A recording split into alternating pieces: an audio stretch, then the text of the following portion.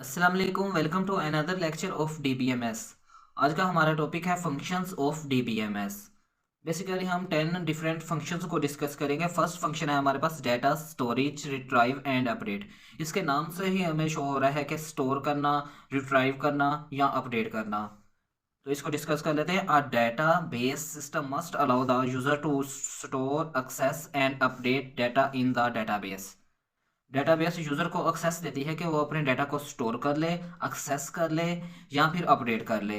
Normally जैसे हमारे Google account होता है तो हम उसमें अपने नाम को चेंज कर सकते हैं, अपनी पिक को चेंज कर सकते हैं। इस तरीके से डिफरेंट फंक्शंस होते हैं। इसके बाद हमारे पास सेकंड आ जाता है यूजर एक्सेसिबल कैटलॉग। कैटलॉग का मतलब होता है डिस्क्रिप्शन। डिस्क्रिप्शन मतलब डाटा अबाउट डाटा। नॉर्मली हम इसको मेटा डाटा भी कहते हैं। Data about data. A DBMS must furnish. Furnish का मतलब होता है प्रोवाइड करना, फराहम करना। एक catalogue in which description of data items are stored and which is accessible to the users. इसकी बेस्ट एग्जांपल है कि हम जब अपना गूगल पे अकाउंट क्रिएट करते हैं तो उसमें हमारे पास डिफरेंट डिस्क्रिप्शंस डिस्प्ले हो रही होती हैं जिसको हम नॉर्मली स्किप कर देते हैं। तो वो डिस्क्रिप्शंस हमें शो करवा रही होती हैं कि हम किस तरीके से गूगल की डेटाबेस को यूज़ करेंगे अपने बेनिफिट्स के लिए।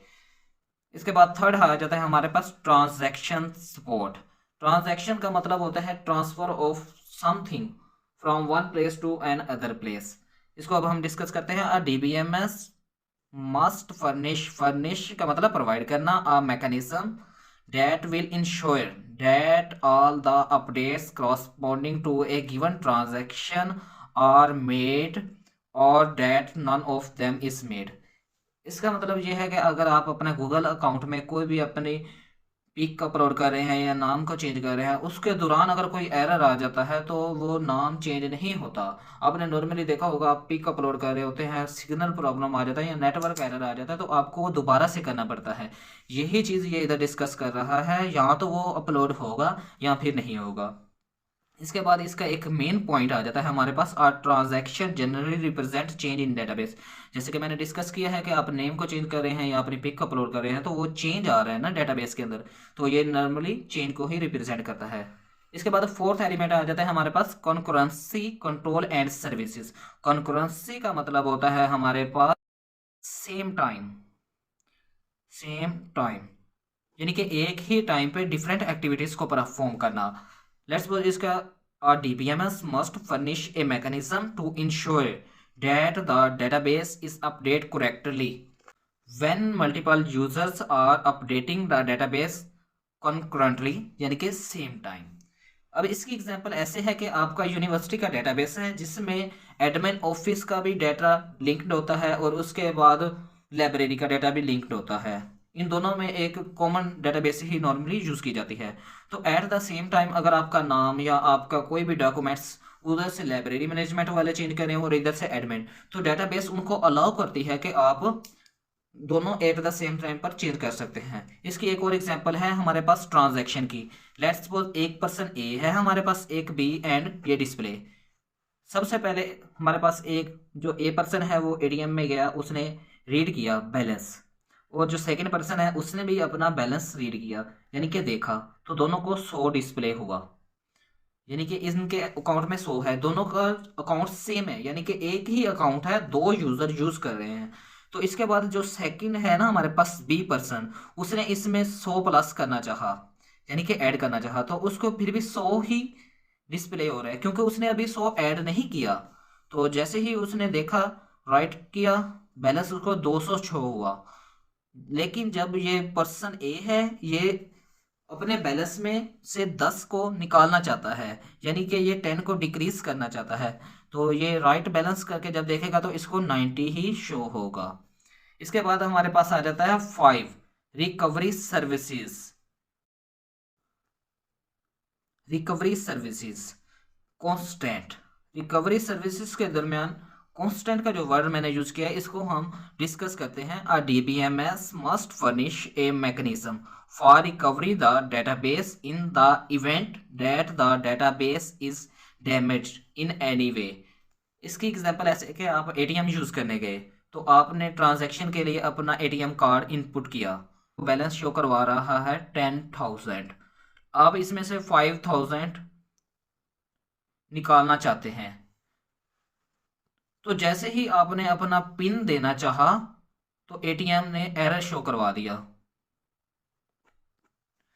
इस एरर के दौरान अगर तो ये एटीएम की डेटाबेस करेक्ट होगी तो ये कांस्टेंट हो जाएगी, यानी कि अगर तो आपने तो अमाउंट नहीं निकाली तो जो ये 10,000 है ना, ये इसको ही डिस्प्ले करेगी, इसको ही कांस्टेंट रखेगी। इस तरीके से डेटाबेस में रिकवरी सर्विसेज को अप्लाई किया जाता है।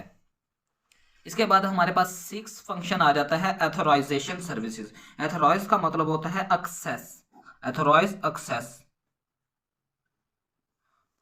A DBMS must furnish a mechanism to ensure that only authorized user can access the database. Let's suppose आपने अपनी ईमेल बनाई गूगल अकाउंट पे, तो आप ही उसको एक्सेस कर सकते हैं, क्योंकि ईमेल एक यूनिक है। तो जो अपना ईमेल बनाता है तो वो ही एक्सेस कर सकता है। इसकी एक और एग्जांपल है प्रिंसिपल का रूम। तो प्रिंसिपल के रूम में कौन इंटर हो सकता है बिना परमिशन के? तो इसका मतलब प्रिंसिपल ही हो सकता है, क्योंकि वो अथॉराइज्ड पर्सन है, उसका अपना ही रूम है, तो वो खुद ही किसी की परमिशन के बगैर इंटर हो सकता है। नेक्स्ट है हमारे पास 7 function support for data communication. Communication को हम ऑलरेडी डिस्कस कर चुके हैं। Transfer of data from one place to another place. A DBMS must be capable of integrating with communication software।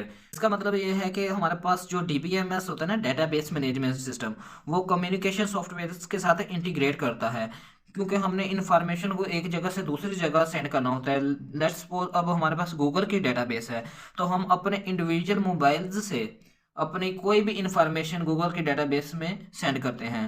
तो इस तरीके के प्रोसेस को हम कहते हैं कम्युनिकेशन प्रोसेस, और हमारी डेटाबेस इस प्रोसेस को सपोर्ट करती है, जिसकी वजह से हम इसको कहते हैं support for data communication. Next 8 function है हमारे पास इंटीग्रिटी सर्विसेज।